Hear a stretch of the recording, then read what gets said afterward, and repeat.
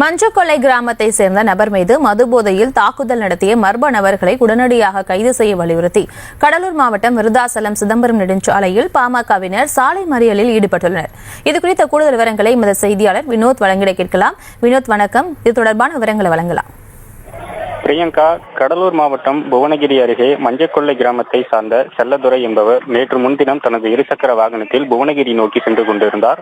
அப்பொழுது உடையூர் கிராமத்தில் மது அருந்தி கொண்டிருந்த இளைஞர்கள் சிலர் செல்லதுரையை வழிமறித்து சரமாரியாக தாக்குதலில் ஈடுபட்டனர். இதில் நிலை குலைந்த செல்லதுரை உயிருக்கு ஆபத்தான நிலையை தற்பொழுது மருத்துவமனையில் சிகிச்சை பெற்று இருக்கக்கூடிய நிலையில் தாக்குதல் நடத்திய 6 நபர்கள் மீது புவனகிரி காவல்துறையினர் வழக்கு பதிவு செய்து கைது செய்தனர். இந்த நிலையில் தாக்குதல் நடத்திய அனைவரையும் உடனடியாக கைது செய்ய வேண்டும் என வலியுறுத்தி பாமக மாவட்ட செயலாளர் செல்வம் மகேஷ் தலைமையில் பாமகவினர் மற்றும் செல்லத்துறையினுடைய உறவினர்கள் புவனகிரி அருகே விருதாச்சலம் சிதம்பரம் நெடுஞ்சாலையில் சாலை மறியல் போராட்டத்தில் ஈடுபட்டு வருகின்றனர். இதனால் சுமார் 1 மணி நேரத்திற்கு மேலாக இந்நெடுஞ்சாலையில் போக்குவரத்து பாதிக்கப்பட்டிருக்கிறது. மேலும் காவல்துறையினர் பாமகவினுடைய நிர்வாகிகளுடன் பேச்சுவார்த்தை நடத்தி வருகின்றனர்.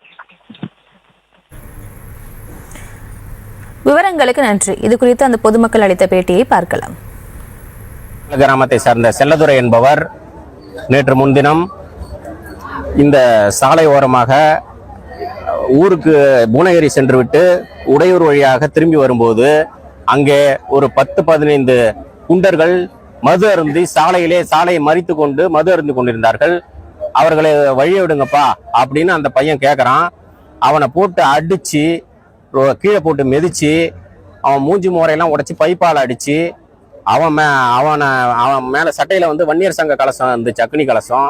அந்த அக்னி கலசத்து மேல காலை வச்சு அசிங்கமா சாதி வெறியோட திட்டி ரொம்ப அவமானப்படுத்தி அவன் உயிருக்கு போராடிட்டு இருக்கான். இன்னைக்கு அங்க இதுக்கு மருத்துவமனையில போய் பார்த்துட்டு வந்தோம். ரொம்ப சீரியஸான நிலையில இருக்கான் அவன். இப்படி ஒரு சூழல் தொடர்ந்து இந்த பகுதியில் நடந்துகிட்டு இருக்கு. இதை அரசாங்கங்களும் காவல்துறையும் ஒரு மெத்தன போக்கோட இதை கடைபிடிக்கிறாங்க.